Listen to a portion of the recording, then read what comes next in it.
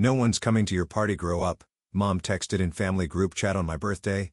I replied, understood, then took phone, press cancel button. And everything changed. I was brushing my teeth when I glanced at the notification, not expecting anything but maybe a half-hearted HBD or a forwarded meme. Instead, there it was. No one's coming to your party, grow up. From my mother. In the family group chat. I read it once. Then again, the time was just to confirm the punctuation. No emojis, no love you. No irony. Just a single deliberate sentence tossed into a digital room full of people I used to try to matter to. I spat the toothpaste, rinsed, and walked to the living room. The air was still. I sat down, unlocked my phone, and replied with one word, understood. Then I opened my banking app. The rent payment was already queued, $3,000 like clockwork. It wasn't my rent. It was theirs. My parents' monthly lease for a 3-bedroom ranch in Arvada with a leaky roof and a fireplace no one ever lit. I'd been paying it for 4 years. I canceled the auto transfer. My heart didn't race. My fingers didn't shake. It felt like clicking unsubscribe on an old email newsletter you never signed up for, but kept receiving anyway. Then I archived the group chat. The silence that followed wasn't angry. It was clean. The kind of clean that comes when something is removed from your life, not added. I sat there for a while watching the blinking cursor on my screen, waiting for the next message that didn't come. No, just kidding. No follow-up. Just digital silence. I got up and made coffee. Black, no sugar. The bitterness felt honest. I sat at the table and sipped slowly, watching sunlight creep across the floor. Warm and indifferent. I didn't cry. I didn't rage. But something inside me shifted like a lock turning for the time in years. Something that had been stuck now moved with purpose. I looked at the calendar on the fridge. A red circle marked today, Elena's 28th, in my own handwriting. I took the magnet off and threw it in the trash, then opened my laptop and logged into the car tracker account. The next morning, I drove to Arvada just after sunrise. Their street was still quiet, the kind of quiet that blankets a place before people start pretending everything's fine again. I didn't knock. I didn't even park. I pulled up to the curb, pressed the unlock button on my phone, and watched the sedan's lights blink twice. The same car I'd bought 2 years ago when Dad said his back couldn't handle the bus anymore. It was still clean. Of course it was. Kia had it detailed monthly on my card. I stepped out, opened the driver's side door, and slid in. There was a gym bag in the back, some old receipts in the console, and a half-used air freshener hanging from the mirror. I didn't touch any of it. I just started the engine and drove off. No one came out to stop me. I didn't feel triumphant. I didn't feel anything really. Just a calm sort of closure, like finishing a chapter of a book that stopped making sense a long time ago. Back home, I called the credit card company. I told them I wanted to close every card authorized under my name. When they asked for a reason, I said no longer safe. That was all. Then I took a long shower, the kind where you stand there without thinking. No music, no timeline, just water and steam, and the slow peeling away of a version of myself I didn't know them anymore. By noon, I'd shredded 2 expired cards and packed the car keys in a drawer I didn't open often. The group chat was still silent. No new messages. No missed calls. That night, I pulled out a folder I hadn't opened in months labeled Kia Proof. I was 24 when it started. Just got promoted to full-time at the healthcare software company. It wasn't glamorous, but the paycheck cleared every 2 weeks and came with decent benefits.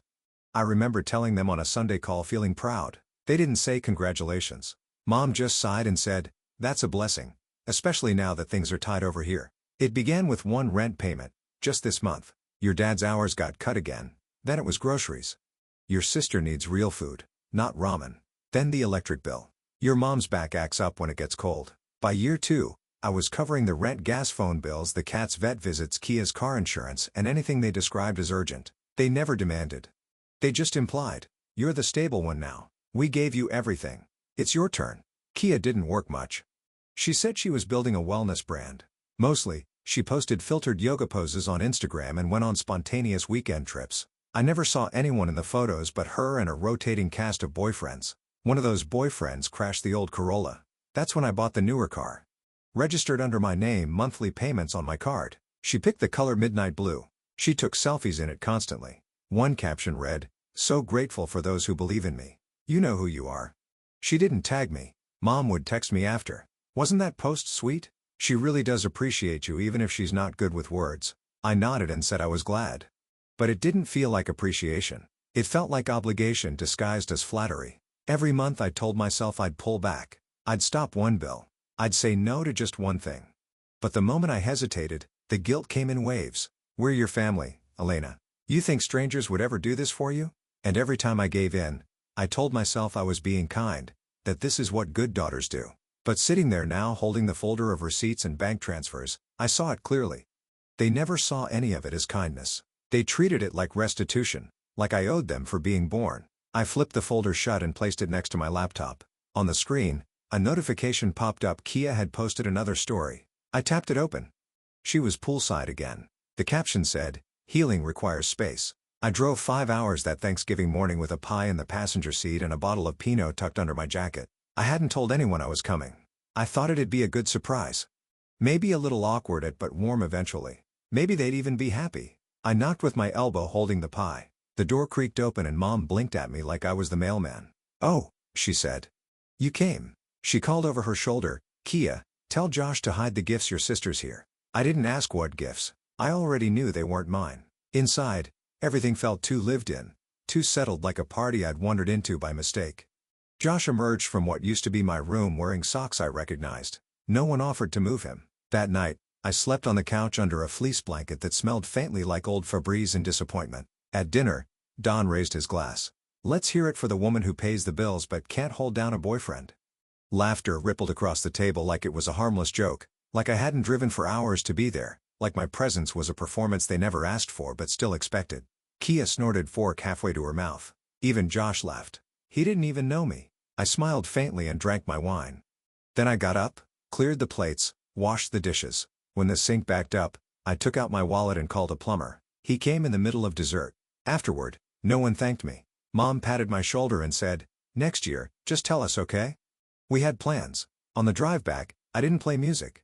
I didn't call anyone. I watched the road stretch into dark silence and realized I felt lighter driving away than I ever had arriving. A week later, a coworker leaned over my desk and said, "Hey, wasn't that your sister I saw on Explore? Looked like a fun cabin trip?" I opened Instagram and there they were. Mom, Don, Kia, and Josh, all in matching beanies holding mugs by a fireplace. I zoomed in on Kia's mug. It said, "Best daughter ever." It started with a notification buzz while I was working remotely from my apartment. I figured someone had sent a birthday meme or maybe a forwarded coupon code, standard group chat noise. But when I opened the app, the entire thread was lit up. Dad had posted a screenshot of my Amazon birthday wish list. A few pairs of socks, some shampoo. I liked a pack of pens. Nothing fancy, nothing expensive. Just small things I never remembered to buy for myself. "Look at this grown woman asking for socks and lotion," he wrote. "Guess we didn't raise her tough enough." Then came the clown emoji. Then a meme of a girl with a party hat and the caption, "Guess who's turning 12 again?" Kia reacted with a laughing emoji and followed up with, "Bet she expects us to gift wrap it too." No one defended me. Not Mom, not my aunt, not the cousin who once cried when I helped her pay for her nursing exams. Just reaction emojis and punchlines like I was the group's entertainment. I didn't respond. I didn't leave the chat. I just started screenshotting. Not because I planned to get even. Not because I needed revenge. Just because for the time, I needed to see the whole picture without emotion. I wanted to know I wasn't imagining it, that the cruelty was real and not just my own sensitivity echoing back at me. That night, I saved the screenshots into a new folder, labeled it plainly Receipts. I didn't know what I'd do with it yet, but I knew I didn't want to forget. The next morning, Kia posted a story, another poolside photo, a matcha in her hand, captioned, "Surround yourself with people who uplift you." I looked at the pool tiles in the background. It was a hotel I knew. I'd paid for her weekend there last month when she said she needed time to reset her energy. My phone buzzed again. A new message in the group chat. "Mom, power's about to get shut off again. Not sure what we're supposed to do." I didn't answer. I just opened my credit monitoring app and refreshed the screen. The red flag came from an email. "Your monthly loan balance is now available." I didn't recognize the lender. I hadn't taken out a loan, at least not one I remembered. I clicked the link, logged in with my social, and there it was. 8 ton $400 opened in my name with Don listed co-borrower. The application date was from last spring, around the time they said their roof needed repairs. I remembered getting a cryptic message from Mom, then "Pray for clear skies. We can't afford another storm." I never thought to ask what she meant. The next day, I pulled my credit report. That's when I saw the Target card. Opened 2 years ago. My name, my credit, my address, not mine. When I confronted her, Mom replied with a dismissive text. "You weren't even using it." Stop being dramatic. That word, again, dramatic. It followed me like a shadow. The same week, a coworker named Julian mentioned Kia in the break room. He said he ran into her at a gallery opening. She said, "You're like on the spectrum or something." I didn't know. But it makes sense. You're super quiet. I just nodded, smiled like it didn't sting. Then I went back to my desk and opened another folder. This one I named Backup. For real. I started collecting everything: screenshots, emails, payment records, texts, voice messages, and Instagram captions where Kia flaunted things I'd paid for. I found the voicemail Mom left me the day Kia's tuition was due, screaming through tears. "She'll end up like you if we don't get her out of here. Is that what you want?" It didn't matter that I wasn't on the spectrum. What mattered was how convenient it was for them to say I was, how easy it made everything else make sense. The silence, the distance, the fact that I never fought back. But I wasn't confused anymore. I wasn't being graceful. I was just vanishing slowly and politely from my own life while they lived comfortably on the borrowed credit of my quiet compliance. So I started pressing record, every call, every voicemail, not to make a scene, just to have proof in case the world ever asked why I finally stopped showing up. That proof would become my map out. 3 weeks passed with nothing but silence. Then on a Tuesday afternoon, Kia texted Mom, says, "Come by tonight, family dinner. We want to clear the air." I stared at the message for a while. It didn't feel like an apology. It felt like a summons. I said yes. That evening, I pulled into the driveway at 6:59 p.m. In my bag, a laptop, a backup drive, and a folder labeled in permanent marker truth. I didn't wear anything special, just clean jeans and a sweater. I wasn't there to perform. I was yen for the day of LZ. I was there to finish something. They greeted me like nothing had happened. Mom kissed my cheek. Dad handed me a beer. Kia grinned like she'd already won. The table was set with mismatched plates and overcooked pasta. The chairs still wobbled from years of ignoring the screws I offered to fix. They talked about forgiveness, about moving forward, about how my recent distance had hurt them. Then Mom said it like a nail-tapping glass. "You're still part of this family, but you've made mistakes too." I took a slow breath, reached into my bag, and opened the laptop. No one stopped me. The clip was Mom's voicemail. The one where she shouted at me to pay Kaya's tuition before she ends up like you. It was Kaya's voice laughing on speaker. She always pays. Makes her feel useful. Then the screenshots: rent payments, DMs, bank transfers, group chats. I slid the screen toward them and leaned back. They didn't speak, just stared. Mom blinked fast. Dad reached for his beer but missed.